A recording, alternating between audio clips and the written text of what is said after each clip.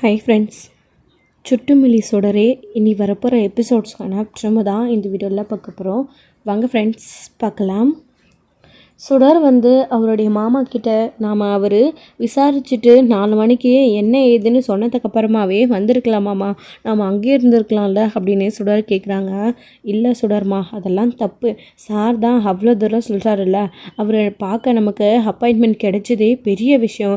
அவர் நம்மக்கிட்ட மதிப்பு கொடுத்து அவ்வளோ நேரம் பேசினதே பெரிய விஷயம். அவங்கெல்லாம் ரொம்ப பெரிய ஆளுங்க. நாம் அவர் பேச்சை மீறி அப்படியெல்லாம் நடந்துக்கிட்டோன்னா அது அவருக்கு கோவத்தை தான் உண்டு பண்ணோம். நீ அவர் சொல்கிற பேச்சை கேட்டு சமத்தா இருந்தேன்னா அவர் பேசி கலந்து முடிவு பண்ணிட்டு ஏதாச்சும் ஒரு பதில் சொல்வார்ல, நல்ல பதிலாக இருக்கும்னு நம்ம வீட்டில் போய் காத்துட்ருப்போம். எதுக்காக டைம் வேஸ்ட் பண்ணிக்கிட்டு? நீ வருத்தப்படாத, கண்டிப்பாக அபியை போய் ஜெயிலில் பார்க்கறதுக்காக பர்மிஷன் உனக்கு சார் வாங்கி கொடுப்பாரு, நீ கவலைப்படாத அப்படின்னு இங்கே அவர் சொல்லிக்கிட்டே சண்முகம் வீட்டுக்கு கூட்டிகிட்டு வராங்க சுடரை. அவரும் அதுக்கான ப்ரொசீஜரை ஸ்டார்ட் பண்ணிடுறாரு. உடனே அபியை பார்த்து என்ன ஏதுன்னு விசாரித்து ஜெயில்கிட்ட போலீஸ்கிட்ட விசாரிச்சுட்டு பர்மிஷன் வாங்க முடியுமா அந்த குழந்தைக்காக அப்படின்னு அவரும் கலந்து பேசி முடிவு பண்ணுறதுக்காக ஏற்பாடு பண்ணுறாரு. இன்னொரு சைடு இவங்க வீட்டுக்கு போகிறாங்க. வீட்டுக்கு போனதுக்கப்புறமா சரளா அங்கே வீட்டில் இருக்காங்க. அப்போது வந்துட்டாங்க போல இருக்கே, எப்படியும் பர்மிஷன் கிடச்சிருக்காது, சும்மா மூக்குடைஞ்சு போய் வந்திருப்பாங்க. சரி போய் என்னன்னு கேட்போம் அப்படின்றாங்க. இன்னொரு சைடு வெற்றி, சுடர் ஏதாச்சும் ஒரு நல்ல பதிலாக நம்மக்கிட்ட சொல்வா, அவர் கவர்னர் சார் என்ன சொன்னார் ஏது சொன்னாருன்னு சுடர் ஃபோன் பண்ணுவான்னு ஆவலுடன் வெற்றியும் புலிக்குட்டிக்கிட்ட பேசிகிட்டே காத்துட்ருக்காரு. என்னடா புலிக்குட்டி, இன்னும் சுடர் ஃபோன் பண்ணலை? சுடர் ஃபோன் பண்ணுவாள்ல கவர்னர்கிட்ட, அபியை பார்க்க பர்மிஷன் வாங்கியிருப்பாளா அப்படின்றாங்க.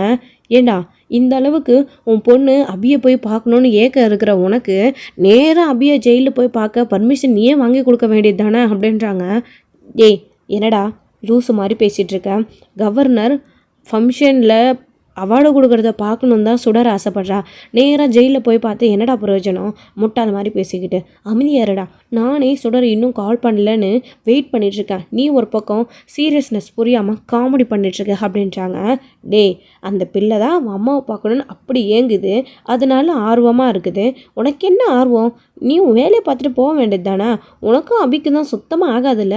கவர்னர் பார்க்க நீ பர்மிஷன் வாங்கி கொடுத்துட்டல, அதோட உன் வேலை முடிஞ்சிச்சு. சுடர் போய் அம்மாவை பார்க்குறதும் பார்க்காததும் அது சுடரோடைய விடுப்போம். நீ ஏன் அதை தெரிஞ்சுக்கணும்னு ஆசைப்படுற அப்படின்னு புலிக்குட்டி ஒரு பக்கம் கலாய்க்கிற மாதிரியே உட்காந்து பேசிகிட்டு இருக்காரு. வெற்றிக்கு இது கோவத்தை உண்டு பண்ணுது. அமைதியாக இருந்துட்டு என்கிட்ட எதுவும் வாங்கி கட்டிக்காத அப்படின்னு பேசிகிட்டு இருக்காங்க. இன்னொரு சைடு ஏங்க வாங்க அப்படின்னு உள்ளேருந்து தண்ணி மொண்டு கொடுத்துட்டு, என்னாச்சு? 2 பேருடைய முகமே சரியில்லை, கவர்னர் சாரை போய் பார்த்தீங்களா? அவர் என்ன சொன்னார் அப்படின்னு சார்லாம் கேட்டுட்ருக்காங்க. ஆமாம் அத்தை, நாங்கள் கவர்னர் சார் போய் பார்த்தோம், பேசணும் அப்படின்றாங்க. சரி என்ன சொன்னார் அவர் அப்படின்றாங்க. சரளா, அவரை போய் பார்த்து பேச பர்மிஷன் கிடைத்ததே பெரிய விஷயம்.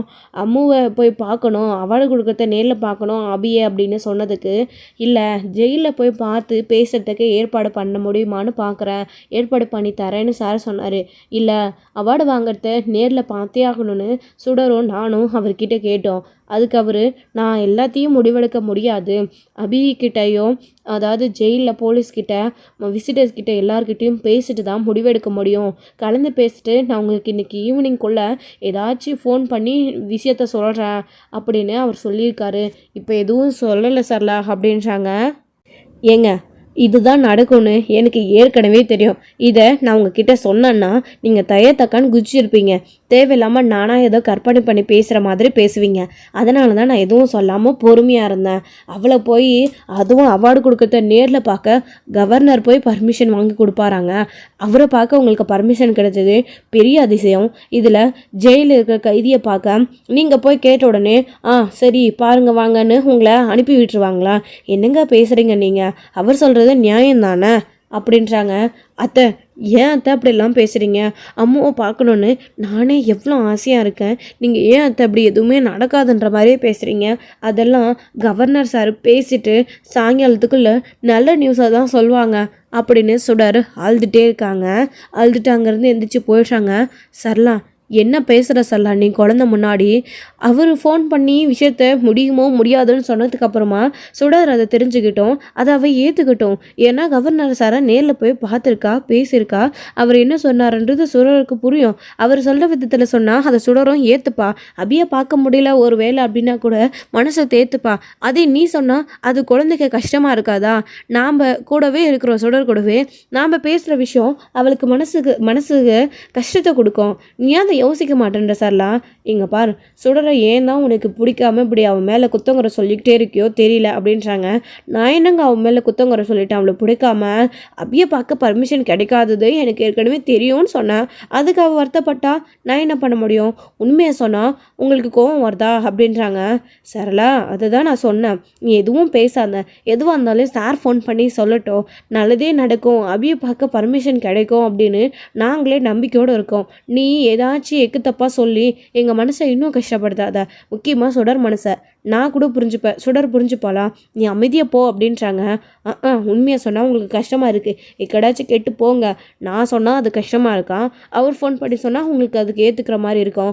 அவரே ஃபோன் பண்ணி முடியாதுன்னு சொல்ல போகிறாரு, அதை நானும் பார்க்க தானே போகிறேன். அப்புறம் அவர்கிட்ட எப்படி பேச போகிறீங்கன்றத நானும் பார்க்குறேன். என்கிட்ட கோவப்பட்டு பேசுகிற மாதிரி அவர்கிட்ட உங்களால் பேச முடியுமா அப்படின்னு சரளா புலம்பிக்கிட்டே கிச்சனுக்கு போகிறாங்க. அதுக்கப்புறம் சண்முகம் வந்து சுடர்கிட்ட வராங்க. சுடர் வெளியில் வந்து அந்த சாமி கிட்ட அழுதுட்ருக்காங்க. எப்படியாச்சு கவர்னர் சார் அம்மு பார்க்க பர்மிஷன் கொடுக்கணும், எல்லார்கிட்டையும் பேசிட்டு ஒரு நல்ல முடிவாக சொல்லணும். அம்முவை நான் பார்க்கணும், அத்தை பார்க்க முடியாதுன்னு சொல்கிறாங்க, நான் பார்க்கணும், அம்மு ப்ரைஸ் வாங்குறதன்னு வருத்தப்பட்டு ரொம்ப ரொம்ப அழுதுகிட்டே நின்றுட்டுருக்காங்க. சுடர்மா அப்படின்னு சண்முகம் வராரு. மாமா அப்படின்னு கண்ணை தொடச்சிட்டு நிற்கிறாங்க. அத்தை பேசுறதெல்லாம் பெருசாக எடுத்துக்காத, நல்லதே நடக்கும்னு நம்ம நினைக்கலாம், கண்டிப்பாக சார் பர்மிஷன் கொடுப்பாரு அப்படின்றாங்க. ஏன் மாமா அத்தை இப்படி பேசுகிறாங்க? அம்மாவை பார்க்கணுன்னு நானே எவ்வளோ ஆசையாக இருக்கேன். கவர்னர் சாரை பார்க்க பர்மிஷன் வாங்கி அவர் மூலிமா அம்மாவை ப்ரைஸ் வாங்கிறத நேரில் போய் பார்க்கலான்னு நினச்சா அத்தை இப்படி சொல்கிறாங்களே. நான் அம்மாவை போய் பார்க்கணுன்னு தானே நினைக்கிறேன், நான் என்ன பெருசாக கேட்டுட்டேன் அப்படின்னு சுடர் அழுகுறாங்க. சரிடா, சரி, நீ கவலைப்படாமல் இரு, அழுவாத, நீ போய் கண்டிப்பாக அபியை பார்ப்ப, வருத்தப்படாத, கடவுள் இருக்கா, நீ சாமிக்கிட்ட நல்லா வேண்டிக்கோ அப்படின்னு சண்முகமும் சொல்லிட்டு இருக்காரு. இப்படி இவங்க பேசிகிட்டு இருக்கும்போது இன்னொரு சைடு வெற்றியால் அங்கே சுடர் என்ன ஆச்சுன்றது போய் கவர்னரை பார்த்தாலா இல்லையான்றத கேட்டு தெரிஞ்சுக்காமல் இருக்க முடியல ஒரு நிமிஷம் கூட. மகேஷ்கிட்ட சொல்லி கால் பண்ணலான்னு மகேஷ்கிட்ட வந்து விஷயத்த சொல்கிறாங்க. மகேஷும் கால் பண்ணுறாங்க.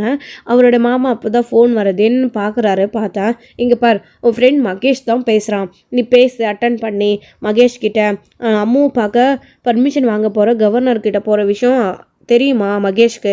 அதான் மகேஷ் உனக்கு கால் பண்ணுறான், நீ ஃபோன் பண்ணி அட்டன் பண்ணி அவங்ககிட்ட பேசு, அவனுக்கும் ஏதாச்சும் சொல்லு, உன்ன மாதிரியே தானே மகேஷும் பயந்துகிட்டே இருப்பான் அப்படின்னவும் சரிங்க மாமா அப்படின்னு ஃபோன் அட்டன் பண்ணுறாங்க. ஹலோ சொல்லு மகேஷ் அப்படின்றாங்க.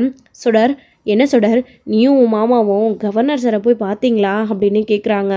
அதெல்லாம் பார்த்துட்டு வந்துட்டோம் அப்படின்றாங்க. சரி, என்ன சொன்னாங்க அவங்க அப்படின்னு கேட்டுட்ருக்காரு. அப்போது கரெக்டாக வந்து வெற்றி வந்து ஸ்பீக்கரில் போடும் மகேஷ்னு ஸ்பீக்கரில் போடுறாங்க.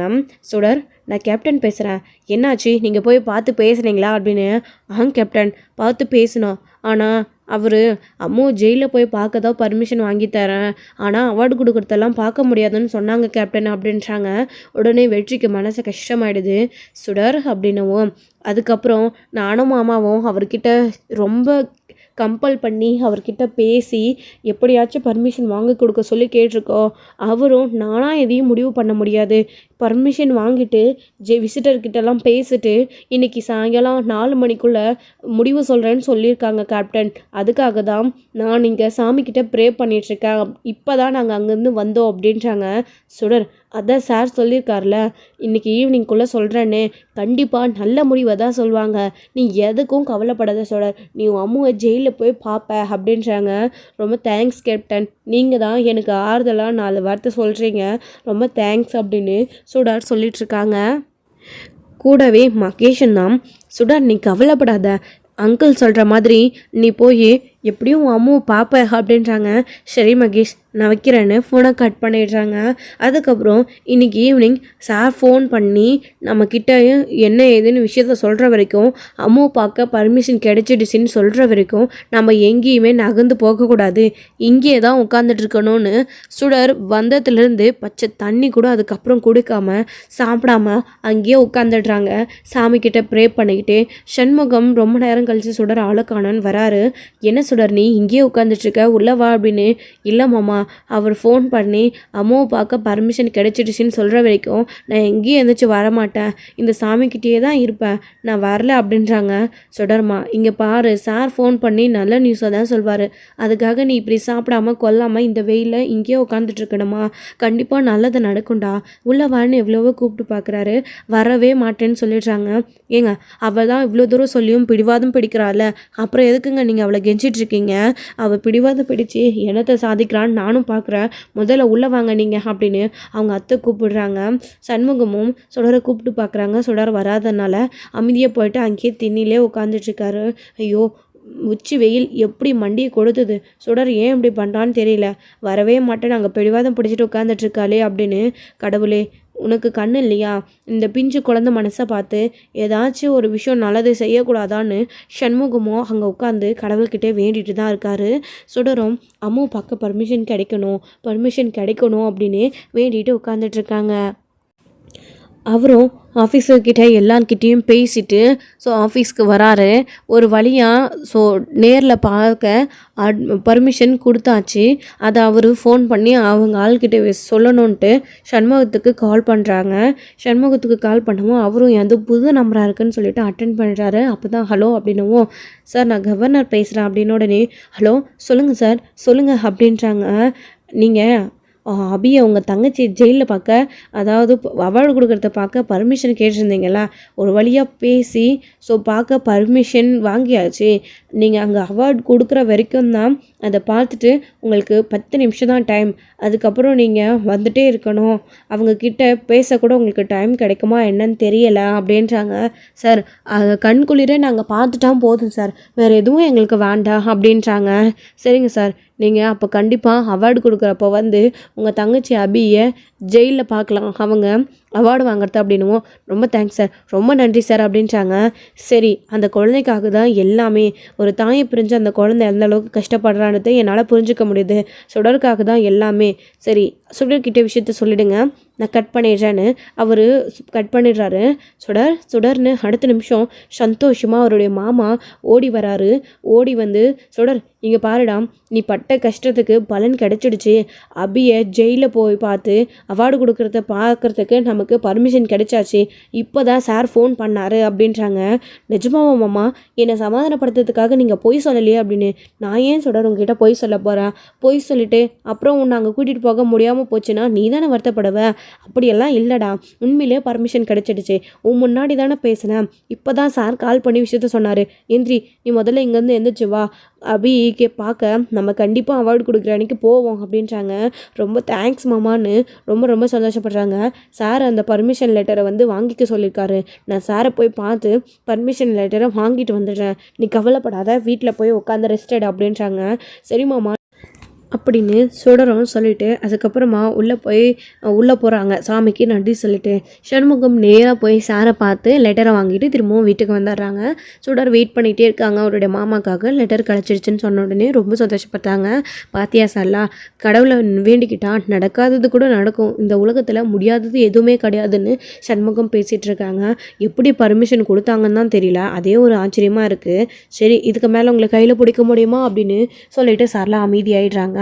இன்னொரு சைடு வந்து பார்த்தீங்க அப்படின்னா நைட்டு தூங்கிட்டு மறுநாள் ஸ்கூலுக்கு போன உடனே வெற்றி வருவாரான்னு வெயிட் பண்ணுறாங்க. வெற்றி காலையில் வரது கிடையாது, மகேஷை ட்ராப் பண்ணால் அவங்களுடைய பாட்டி வராங்க, அதனால் லஞ்ச் டைமில் எப்படியும் லஞ்ச் கொண்டு வருவாங்க அப்படின்னு வெயிட் பண்ணிக்கிட்டே இருக்காங்க. சுடர் வந்து கேப்டன்கிட்டே இந்த விஷயத்தை பற்றி சொல்லியே ஆகணும் அப்படின்னு. வெற்றியும் காலையில் சுடரை பார்க்காம இருந்ததே பெரிய அதிசயம், மதியம் பார்ப்பாம இருப்பாரா, கண்டிப்பாக லஞ்சு தூக்கிட்டு நேராக சுடரை பார்க்க வந்துட்டார். வந்த உடனே மகேஷ் கிட்டே லஞ்சை கொடுத்துட்டு கேப்டன் அப்படின்னு சுடர் சந்தோஷமாக இருக்காங்க.